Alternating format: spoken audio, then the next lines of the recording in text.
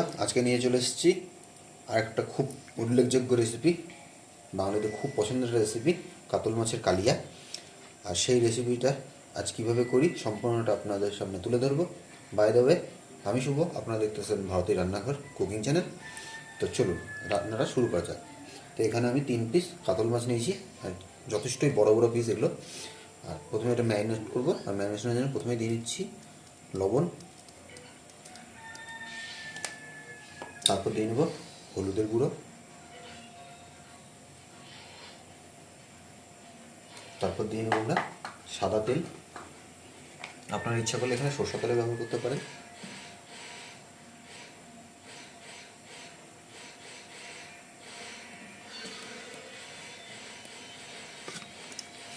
আর দিয়ে নেব আদা রসুন কাঁচা লঙ্কা বাটা।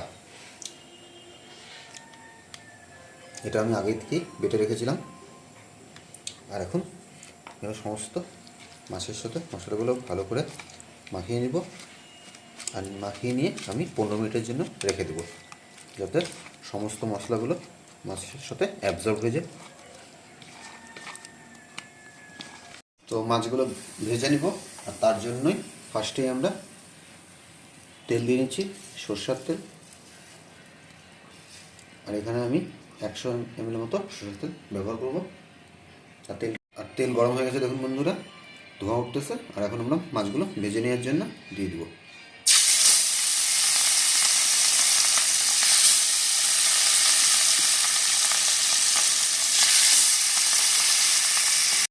মাছ কিন্তু বন্ধুরা বেশি ভাজবেন না, মিডিয়াম এরকম ভাজা হলেই উঠিয়ে নেবেন। আমাদের মাছগুলো হয়ে গেছে, এখন মাছগুলো উঠিয়ে একটা পাত্রে রেখে দেবো।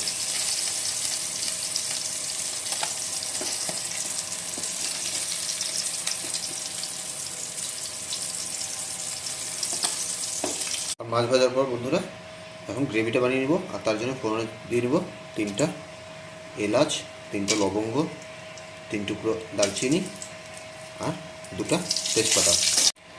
আর এখন দিয়ে নেব প্রথমেই একটা মিডিয়াম সাইজের পেঁয়াজ, আমি চপ করে রেখেছিলাম, সেই পেঁয়াজের কুচি।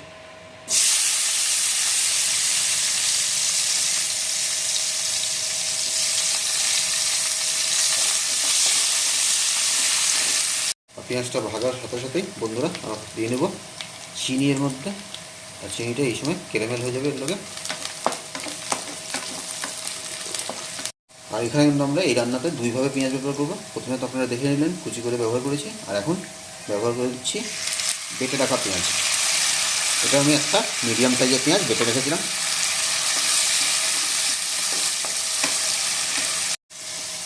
আর দেখুন পেঁয়াজটা টেক্সচারটা যখন এই পজিশানে আসবে, তখন আমাদের দিয়ে নিতে হবে 2 চামচ আদা রসুন কাঁচা লঙ্কা বাটা।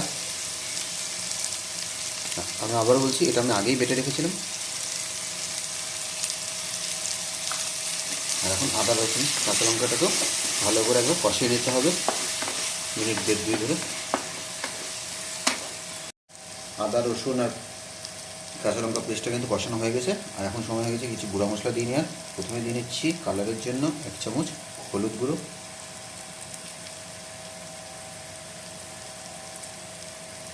তার সাথে দিয়ে নেব 1 টেবিল স্পুন ধনে গুঁড়ো,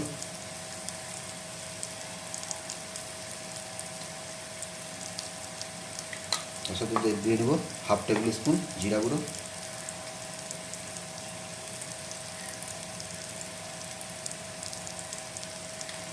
তার সাথে দিয়ে নেব 1 টেবিল স্পুন থেকে অল্প বেশি কাশ্মীরি লঙ্কা গুঁড়ো। আপনারা 1.5 টেবিল স্পুন ব্যবহার করতে পারেন, এর ফলে কালারটা একটু ভালো আসবে।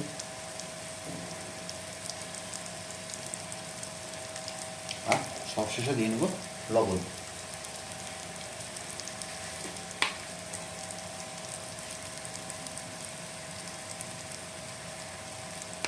এখন সমস্ত মশলাগুলো ভালো করে কষিয়ে নিতে হবে আমাদের। তো বন্ধুরা, যখন মশলা গা থেকে এরকম তেল ছেড়ে দিবে, তখন বুঝে নিতে হবে মশলা কিন্তু কষে গেছে। আর আমাদের তখন দিয়ে নিতে হবে টমেটো পেস্ট। 2টা মিডিয়াম সাইজের টমেটো আগে থেকে পেস্ট করে রেখেছিলাম। এখন সেটা ভালো করে এবার একটু টমেটো পেস্টটা ধৈর্য সহকারে আপনাদের কুক করে নিতে হবে।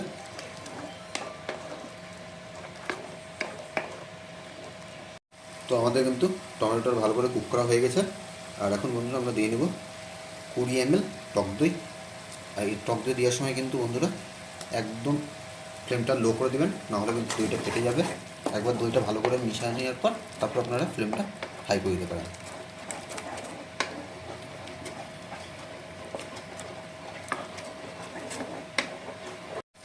তো বন্ধুরা আপনারা দেখতেই পাচ্ছেন সমস্ত মশলা কিন্তু ভালো মতো কুক করা হয়ে গেছে, আর সাইড দিয়ে তেলও ছেড়ে দিয়েছে।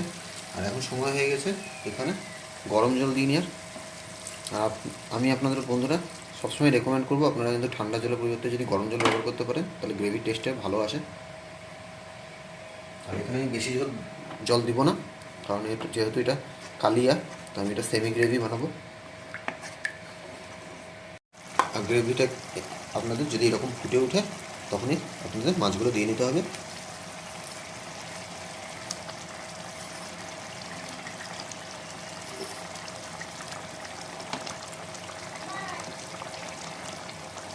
মাছগুলো দিয়ে উপর দিয়ে গ্রেভিটা একটু যদি তুলে দেন তাহলে কিন্তু আরও ভালো হয়।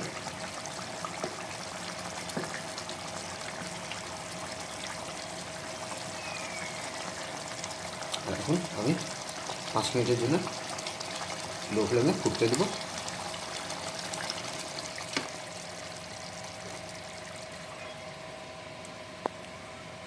তো আমাদের 5 মিনিট হয়ে গেছে। আর এখন ঢাকনা খুলে দেখাচ্ছি আপনাদের আমাদের কাতলা কালিয়া একদম কিন্তু অলমোস্ট রেডি হয়ে গেছে। আর কালারটা দেখুন কত সুন্দর এসছে। আর এখন উপর দিয়ে আমরা দিয়ে নেব সামান্য গুঁড়া গরম মশলা, আর তার সাথে দিয়ে নেব আমরা 1 চামচ ঘি।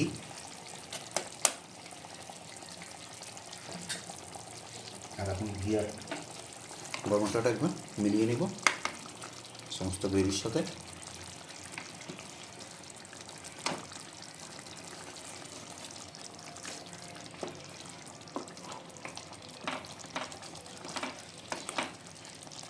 আর এখন দিয়ে নেব উপর থেকে লাস্টে কুচিয়ে রাখা ধনা পাতা।